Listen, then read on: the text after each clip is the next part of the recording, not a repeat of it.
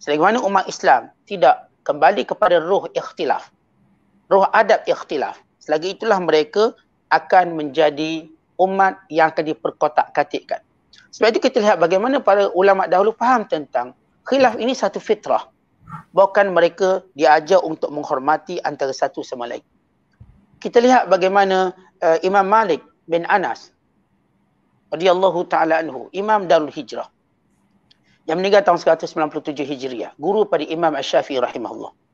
Bila Imam Malik, ke mana beliau mengarang kitab Muwatta. Muwatta maknanya kitab yang dipersetujui, kata Muwatta.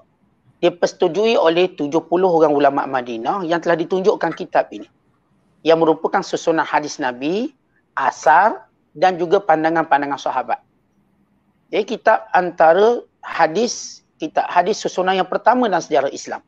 Sebelum ada Sahih Bukhari, Sahih Muslim dan lain-lain sunan dan lain-lain masanid, musnad.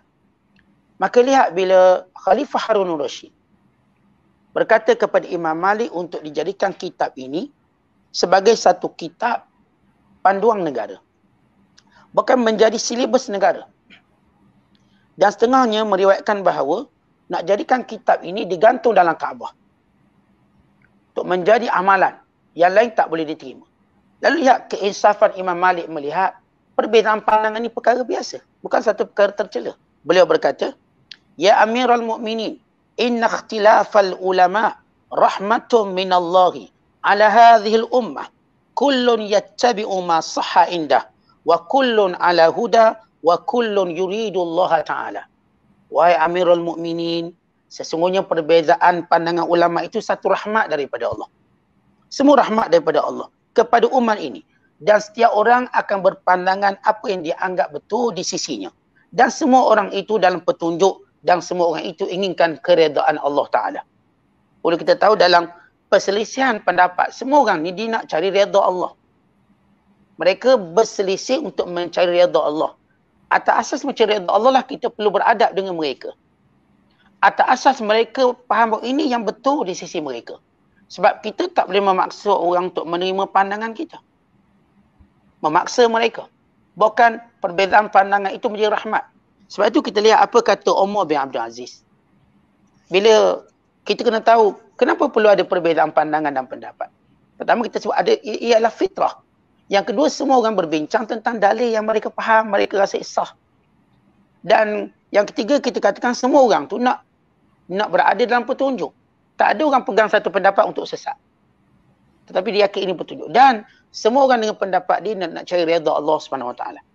Baik, dengar kata Umar bin Abdul Aziz bila berkata, "Ma yasurruni anna ashab Rasulillah sallallahu alaihi wasallam lam yakhtalifu li'annahum idza ijtama'u ala qawlin fa khalafahum rajulun kana dhallan wa idza ikhtalafu fa akhadha rajulun biqawlin hadha wa rajulun biqawlin hadha kana fil amri sa'ah." Dia kata Umar bin Abdul Aziz, aku tak suka kalau sekiranya sahabat Rasulullah itu tak berbeza pandangan. Aku suka mereka berbeza pandangan. Kalau mereka ini berpendapat dengan satu pendapat sahaja, nescaya bila seorang menyalahinya mudah dikatakan sesat. Tetapi bila mereka berselisih pandangan, maka yang ni pun betul, yang tu pun betul. Jadi apa yang ditekankan oleh Umar bin Abdul Aziz supaya kita umat Islam tidak saling menyesatkan antara satu sama lain. Tetapi lebih melihat dia pun betul, kita pun betul. Dia pun baik, kita pun baik. Dia nak baik, kita pun nak baik. Berbeza dengan orang yang dalam mentaliti khilaf dia, lain daripada dia sesat. Lain daripada dia ahli bid'ah. Lain pada dia semuanya orang ni jauh daripada sunnah Nabi. Sebenarnya sunnah Nabi itu sendiri sesuatu yang menjadi khilaf di kalangan ulama. Sunnah.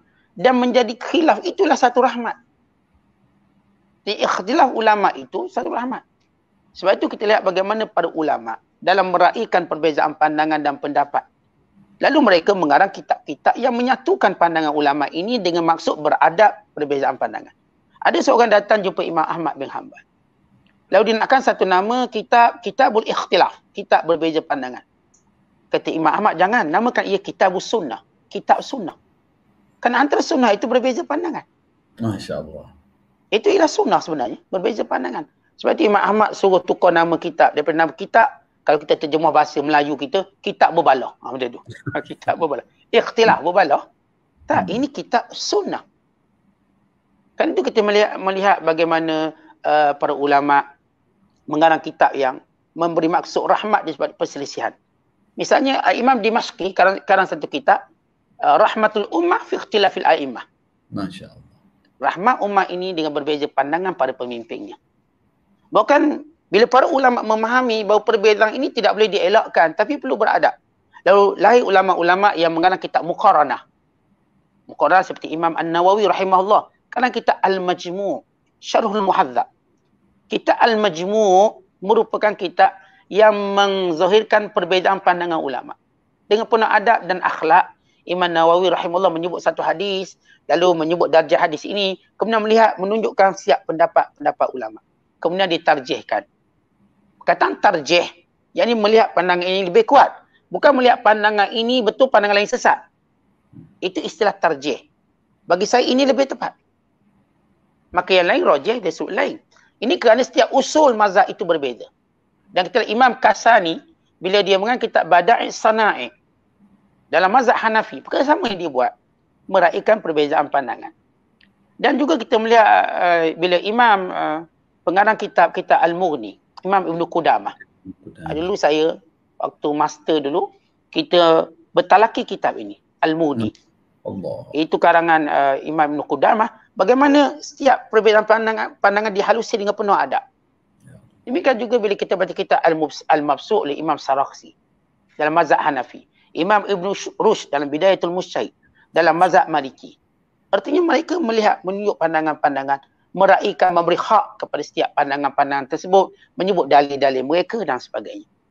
Maka di sini kita lihat bagaimana kesungguhan ulama menangani perbezaan pandangan dengan cara beradab dan beretika. Bukan mentabdi', mentafsik, mentadlil. Bukan membida'ahkan pandangan ini. Bukan juga menyesatkan pandangan ini. Bukan juga menyatakan terkeluar dari Islam, tidak. Maka kita lihat bagaimana dalam hal-hal yang banyak perbezaan ulama, hal yang kecil dalam ibadat. Baca bismillah, apakah perlu dijahar atau tidak. Ia semua sunnah. Abdullah bin Zubair membaca bismillah dengan kuat. Tetapi Abdullah bin Mas'ud membaca bismillah dengan perlahan. Kedua-dua mereka sahabat. Dan kedua mereka belajar daripada Nabi SAW. Juga demikian juga dalam hal kunut, demikian juga dalam hal-hal yang lain. Semuanya kita lihat ada sah perbezaan pandangan ulama. Di sini semuanya sunnah Nabi SAW. Sebab itu bila kita faham bahawa perbezaan pandangan fitrah.